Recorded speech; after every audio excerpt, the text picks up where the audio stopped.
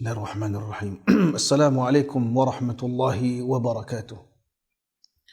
Alhamdulillahi rabbil alamin. Wassalatu wassalamu ala nabiyil karimil amin. Nabiyina wa sayyidina Muhammadin wa ala alihi wa ashabihi ajma'in, amma ba'du.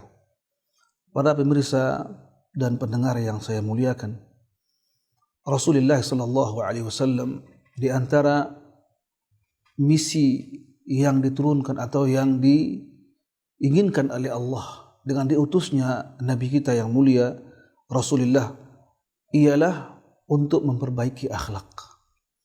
Tidak asing lagi di telinga kita, di ingatan kita bahwasanya Nabi kita pernah bersabda sallallahu alaihi wasallam, "Innama bu'itstu liutammima makarimal akhlaq."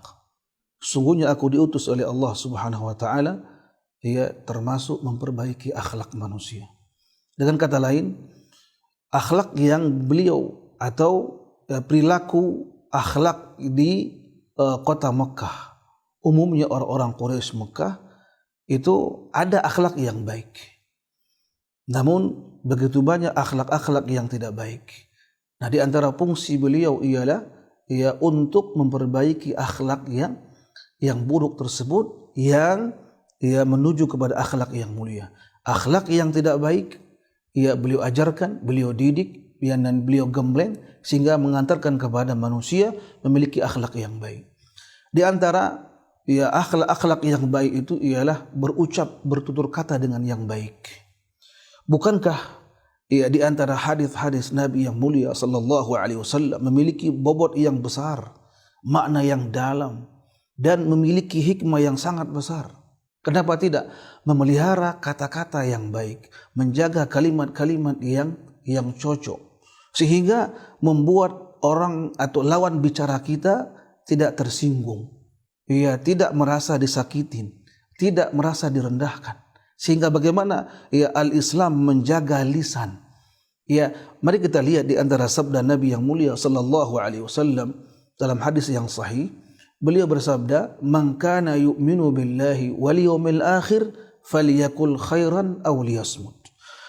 Barang siapa yang beriman kepada Allah dan beriman dengan hari akhir, disebutkan dua rukun iman.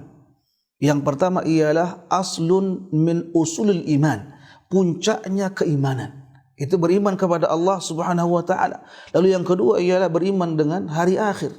Kedua-dua rukun iman ini sering Rasul ulangi dalam banyak sabdanya sallallahu alaihi wasallam. Maknanya ialah barang siapa yang beriman kepada Allah lalu beriman dengan hari akhir, merupakan hari penghisaban.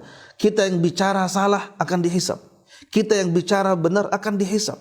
Lalu kemudian kita meyakini beriman dengan rukun iman yang kedua, yaitu beriman dengan para malaikat yang Allah tugaskan bagi setiap manusia. Ada dua malaikat. Di kanan kita ada pencatat kebaikan dan di kiri kita ada pencatat keburukan. Ditambah lagi dengan hadis yang mengatakan dari sahabat Abu Dzar Al-Ghifari radhiyallahu anhu, Nabi kita bersabda sallallahu alaihi wasallam, "Ittaqillaha haitsu ma kunta." Lihat, Nabi katakan ialah takwalah, takutlah kepada Allah dimanapun engkau berada. Sehingga apa? Bagi orang yang mendalami arkanul iman, bagi orang yang seorang muslim tentunya mendalami, memahami betul-betul makna iman. Mungkinkah dia berbuat kesalahan? Mungkin saja. Tapi rasa haya, rasa malu, dan merasa Allah yang memantaunya setiap saat.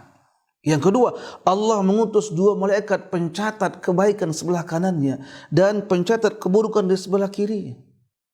Lalu ada cahaya nur di hati kita. Pantaskah kita berbuat dosa? Pantaskah kita bertutur kata yang tidak baik?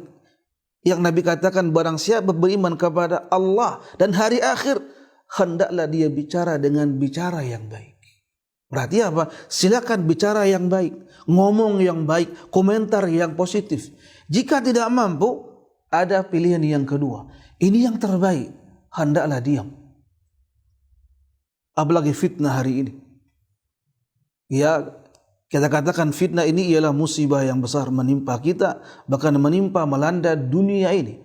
Kembali anak-anak didik kita dengan sistem daringnya. Lihat bagaimana mereka yang komentar di ya di ya laman-laman Facebook atau di laman-lamannya di YouTube atau komentar-komentar ketika mereka ya chat ataupun saling jawab atau tanya jawab di medsos tersebut. Nah, sehingga ya bagaimana rumus terbaik, ya bagaimana langkah jitu yang terbaik, apa yang Nabi sabdakan tadi, itulah ya solusi yang terbaik. Silakan bicara, silakan kita ngomong, silakan kita berkomentar, ya tapi yang baik. Jika tidak baik, silakan diam. Lalu yang terakhir sebagai solusi yang terbaik ialah dari agar menjaga lisan, jangan berkata kotor, jangan ya berbuat maksiat dengan lisan kita, jangan sekali-kali menyinggung, menyiksa, bahkan membuat ya menderitanya orang lain. Apa yang Allah firmankan dalam surah Al-Ahzab, ya ayyuhalladzina amanu dzkurullaha dzikran katsira wasabbihuhu bukratan wa asila. Wahai orang-orang yang beriman, ya berzikirlah, ingatlah kepada Allah di waktu pagi dan petang dengan zikir yang banyak. Mohon maaf. Kemudian dan bertasbihlah kepada Allah di waktu pagi dan di waktu petang. Semuanya telah terangkum dalam apa yang telah kita pelajari. Di sana ada zikir ba'da salah, ada zikir ya ketika ya di waktu pagi, ada zikir di waktu sore. Bahkan zikir kita sebelum tidur, zikir ba'da kita bangun tidur, zikir masuk keluar kamar mandi, semuanya telah kita pelajari. Semua hal itu ialah agar menjaga lisan kita dan terjaganya ucapan kita agar berkata yang baik-baik saja. Jika tidak mampu berkata yang baik, silakan kita diam.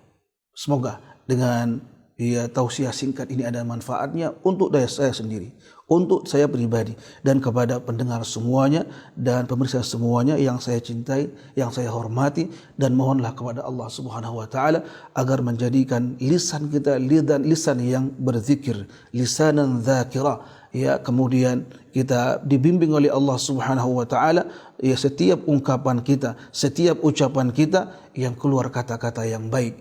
Jika tidak mampu kita, mohonlah kepada Allah agar Allah menahan lisan kita jangan keluar ya darinya kalimat-kalimat yang tidak baik. Semoga ada manfaatnya.